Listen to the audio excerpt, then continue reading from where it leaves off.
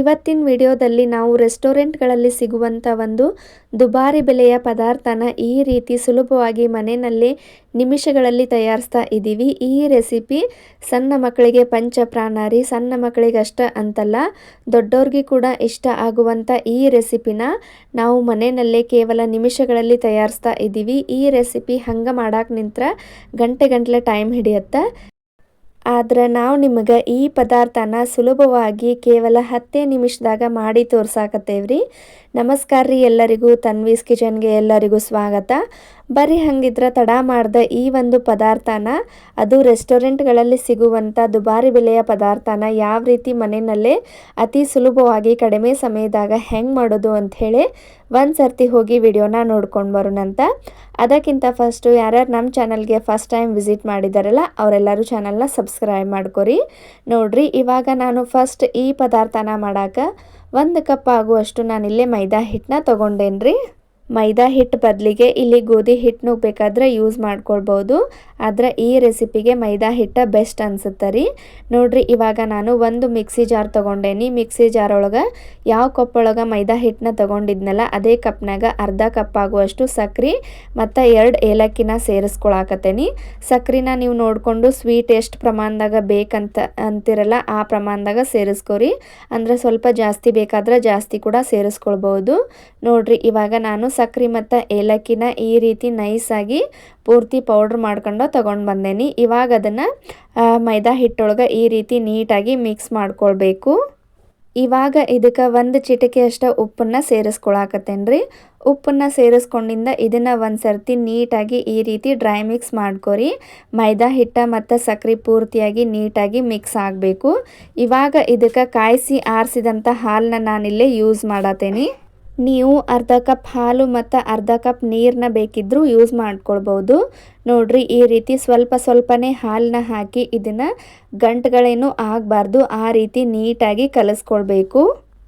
ಇದು ಬ್ಯಾಟರು ನಾವು ದೋಸೆ ಮಾಡೋಕೆ ಯಾವ ರೀತಿ ಕಲಿಸ್ತೇವಲ್ಲ ಹಿಟ್ಟನ್ನು, ಸೇಮ್ ಅದೇ ಕನ್ಸಿಸ್ಟೆಂಟಿ ಒಳಗೆ ಇರಬೇಕ್ರಿ.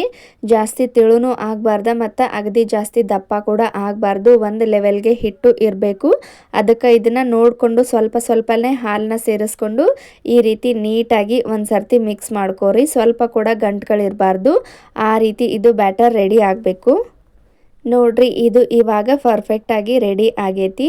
ಈ ರೀತಿ ಆಗಿ ಕಲಿಸ್ಕೊಂಡಿಂದ ಇವಾಗ ಇದಕ್ಕೆ ನಿಮ್ಮ ಹತ್ರ ವಿನೆಗರ್ ಅವೈಲೇಬಲ್ ಇದ್ದರೆ ನೀವು ಸ್ವಲ್ಪ ವಿನೆಗರ್ನ ಸೇರಿಸ್ಕೊಳ್ಬೋದು. ವಿನೆಗರ್ ಇಲ್ಲ ಅನ್ನೋರು ಈ ರೀತಿ 1-2 ಹನಿ ಆಗುವಷ್ಟು ನಿಂಬೆ ರಸನ ಆ್ಯಡ್ ಮಾಡ್ಕೊಳ್ಬೋದು. ನೋಡ್ರಿ, ನಾನಿಲ್ಲೇ 1-2-3 ಹನಿ ಆಗುವಷ್ಟು ನಿಂಬೆ ರಸನ ಆ್ಯಡ್ ಮಾಡ್ಕೊಂಡು ಇವಾಗ ಇದಕ್ಕೆ 1 ತತ್ತಿನ ಅಥವಾ 1 ಎಗ್ಗನ್ನ ಸೇರಿಸ್ಕೊಳಕತ್ತೇನಿ.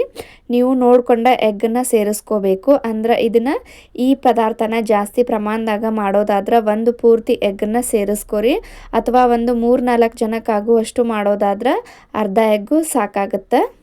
ಎಗ್ಗನ್ನು ಸೇರಿಸ್ಕೊಂಡಿಂದ ಇದನ್ನು ನೀಟಾಗಿ ಇನ್ನೊಂದು 2-3 ನಿಮಿಷ ಮಿಕ್ಸ್ ಮಾಡಬೇಕು.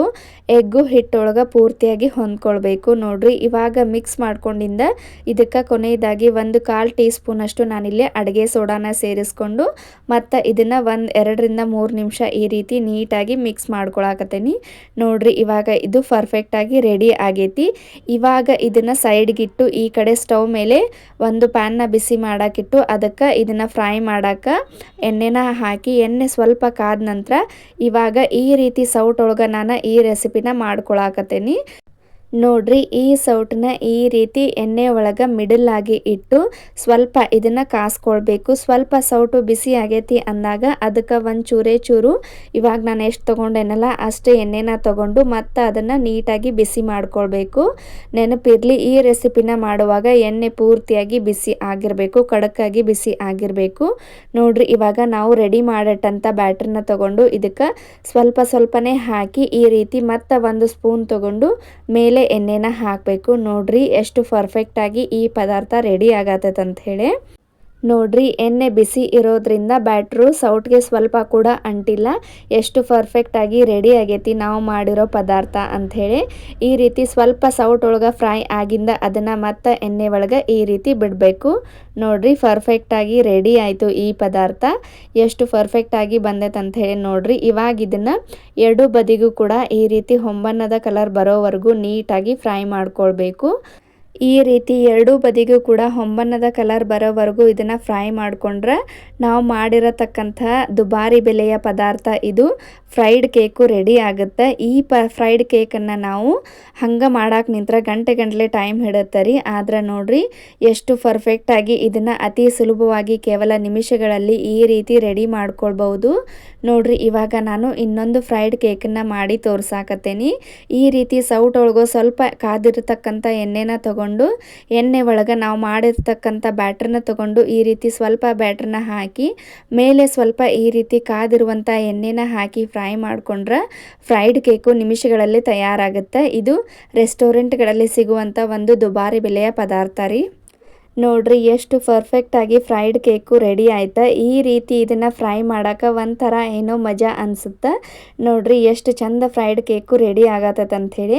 ಈ ರೆಸಿಪಿನ ನೀವು ಹಬೆ ಮೇಲಿಟ್ಟು ಬೇಯಿಸ್ಕೊಂಡು ಮಾಡ್ತೀನಿ ಕೇಕು ಅನ್ನೋದಾದ್ರೆ ಅದಕ್ಕೆ ಗಂಟೆ ಟೈಮ್ ಹಿಡಿಯುತ್ತೆ. ಆದರೆ ಈ ವಿಧಾನದಾಗ ನೀವು ಅತಿ ಸುಲಭವಾಗಿ ಅತಿ ಸರಳವಾಗಿ ಈ ರೆಸಿಪಿನ ಆರಾಮಾಗಿ 10 ನಿಮಿಷದಾಗ ಮಾಡ್ಕೊಳ್ಬೋದು. ನೋಡ್ರಿ ಕೇವಲ ನಿಮಿಷಗಳಲ್ಲಿ ಫ್ರೈಡ್ ಕೇಕು ರೆಡಿ ಆಗುತ್ತೆ. ಎಷ್ಟು ಈಸಿಯಾಗಿ ನಾವು ಆರಾಮಾಗಿ ಮಾಡ್ಕೊಳ್ಬೋದು ಅಂತ ನೋಡಿದ್ರಲ್ಲ.